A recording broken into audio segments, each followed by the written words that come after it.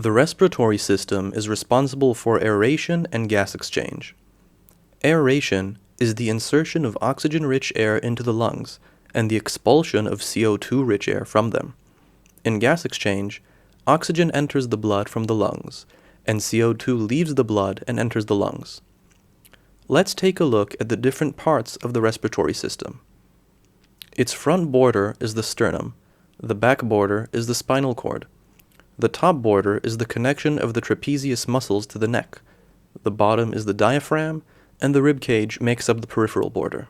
The higher airways include the mouth, nose, jaw, pharynx, throat, and larynx. The lower airways include the windpipe, main and lingular-division bronchi, lungs, and the alveoli.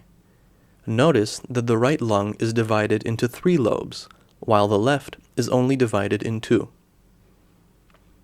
The windpipe ferries air from the mouth to the lungs.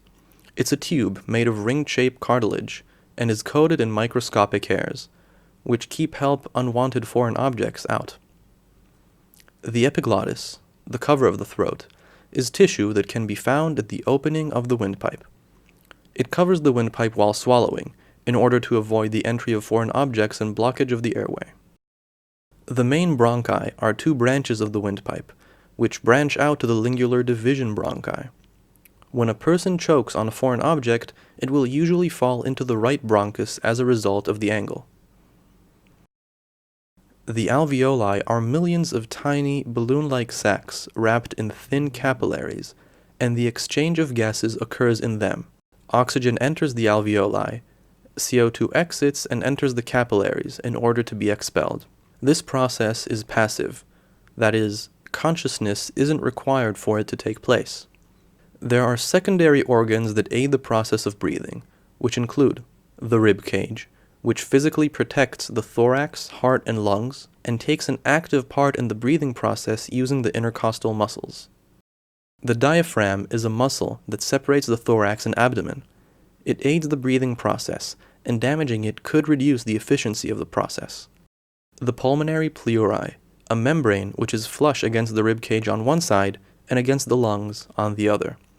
The pleuri constitute a kind of double-sided glue between the lungs and ribcage and are filled with pleural liquid.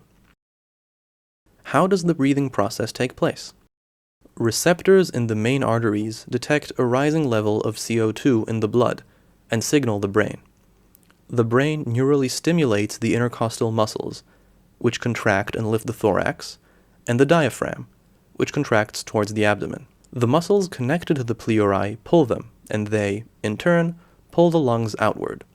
As a result of the change of volume in the lungs and thorax, the pressure inside the lungs is lower than outside, which causes air to rush in.